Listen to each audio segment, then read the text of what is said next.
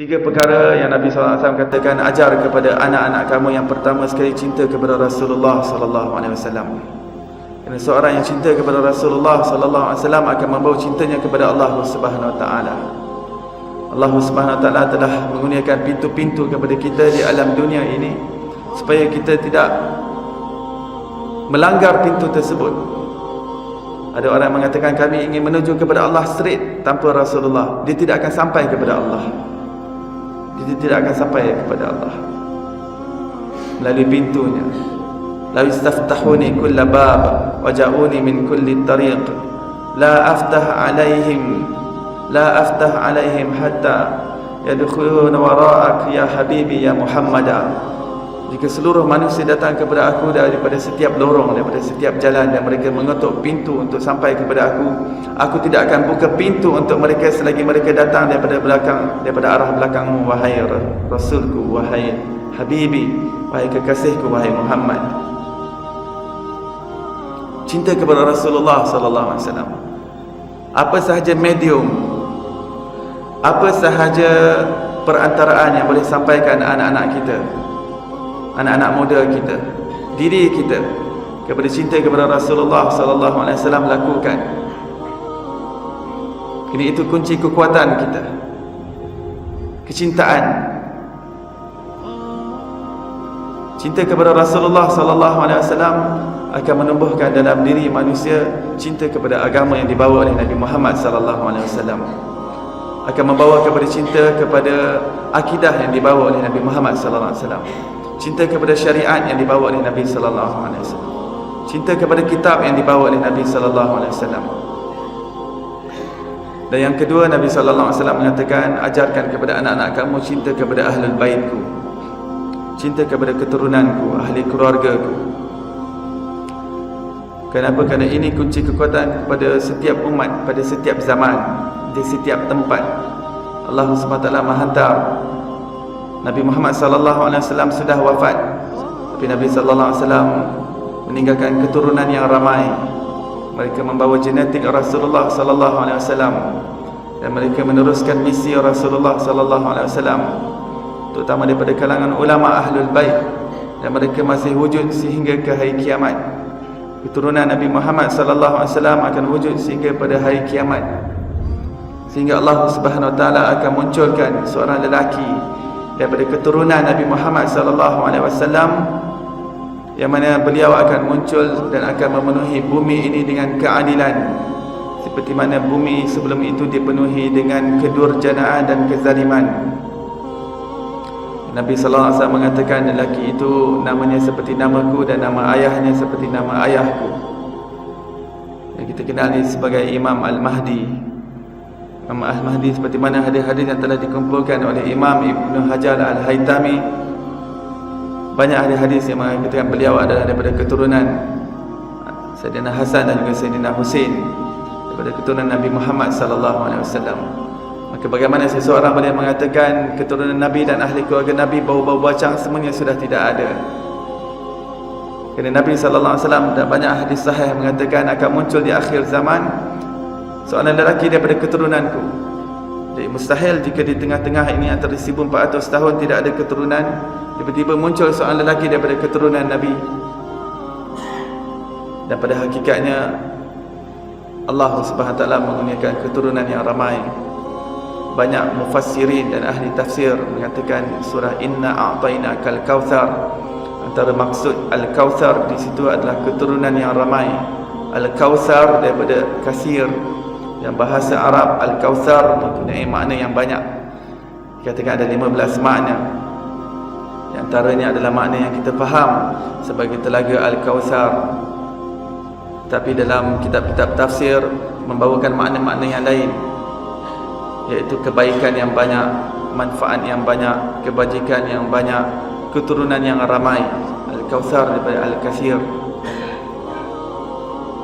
Dan kemudian akhir ayat itu, inna syani'aka huwal abtar, wahai Muhammad, sesungguhnya musuhmu yang tidak ada keturunan, sesungguhnya keturunanmu yang zuriat mereka terputus. Kerana ayat itu ataupun surah itu diturunkan kerana mereka mengejek Nabi SAW tidak ada keturunan. Allah SWT menghantar ayat untuk memujuk hati Nabi sallallahu alaihi wasallam. Tidak Muhammad, kamu ada keturunan.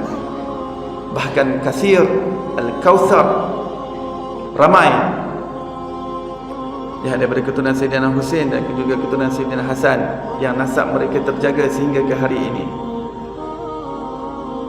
Dan ulama-ulama daripada keturunan Nabi Muhammad sallallahu alaihi wasallam pada ketika ini mereka bertebaran ke seluruh dunia untuk menyampaikan agama Allah Subhanahu wa taala, meneruskan misi lenda mereka Rasulullah sallallahu alaihi wasallam. Dan sebuah hadis yang diriwayatkan,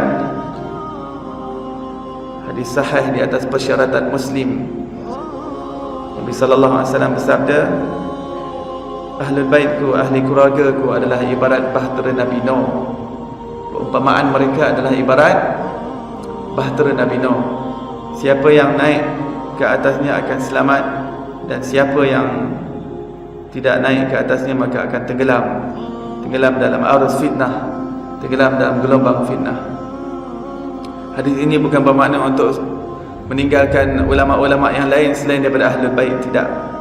Berpegang teguh dengan semua ilmuwan agama yang berada di atas ahli sunnah wal jamaah. Tetapi setiap zaman penekanan yang lebih Nabi sallallahu alaihi wasallam berikan kepada ulama-ulama daripada keturunannya, daripada ahli keluarganya, kerana mereka penyimpan rahsia Nabi sallallahu alaihi wasallam, mereka penyimpan genetik, mengalir darah Nabi sallallahu alaihi wasallam dalam diri mereka. Mereka pejuang sunnah di setiap zaman. Bila kita buka lembaran sejarah, di mana sahaja Islam masuk akan masuk, yang membawa adalah ulama sufi. Di mana sahaja, di dunia Nusantara, di China, di India, di Morocco, di Eropah, di Khurasan, dan juga kawasan di bawah-bawah sepadan Rusia, yang membawa masuk adalah ulama-ulama sufi. Dan apabila kita buka lagi dan kita baca sejarah, kita akan dapati kebanyakan daripada ulama-ulama sufi ini adalah daripada keturunan Nabi Muhammad sallallahu alaihi wasallam. Nabi sallallahu alaihi wasallam telah beri formula sejak 1400 tahun yang lepas. Ajarkan kepada anak kamu cinta kepada Rasulullah, cinta kepada Nabi, dan juga cinta kepada ahlul bait Nabi Muhammad sallallahu alaihi wasallam. Ajarkan kepada anak-anak kita, bermula daripada Sayyidina Hasan dan Sayyidina Husain, Sayyidina Fatimah, Sayyidina Ali, Sayyidina Ali Zainal Abidin bin Husain, Musa Al-Kazim, Ja'far As-Sadiq. Imam Ja'far As-Sadiq adalah imam kepada seluruh 4 imam mazhab. Imam Abu Hanifah adalah antara imam mazhab yang pertama dalam Islam. Beliau belajar daripada Imam Ja'far As-Sadiq. Imam Ja'far As-Sadiq anak kepada Muhammad Al-Baqir. Muhammad Al-Baqir anak kepada Ali Zainal Abidin bin Husain bin Fatimah binti Rasulullah sallallahu alaihi wasallam. Kemudian yang ketiga, Nabi sallallahu alaihi wasallam mengatakan, ajarkan kepada anak-anak kamu cinta kepada Al-Quran, pautkan mereka dengan Al-Quran. Ketiga-tiga formula ini diberikan oleh Nabi sallallahu alaihi wasallam. Kita lepaskan anak kita ke mana sahaja di luar negara, mereka belajar overseas, mereka akan pegang dengan agama Allah. Bila formula ini telah diterapkan sejak daripada kanak-kanak, sejak daripada anak-anak. Kalau kecintaan ini tidak ada, mereka pergi di mana tempat mereka belajar, jika tidak ada kekuatan agama, maka mereka tidak akan solat, mereka tinggalkan solat.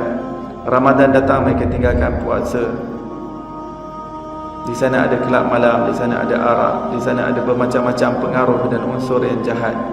Jika tidak ada kekuatan iman, tidak ada kekuatan agama, yang mana kuncinya telah diberikan oleh Nabi SAW adalah kecintaan. Kerana ulama mengatakan cinta yang berada dalam diri manusia ini adalah motivasi yang utama, motivasi yang terkuat dalam diri manusia untuk menjaga dirinya dalam ketaatan dan menjauhkan dirinya daripada dosa dan juga maksiat.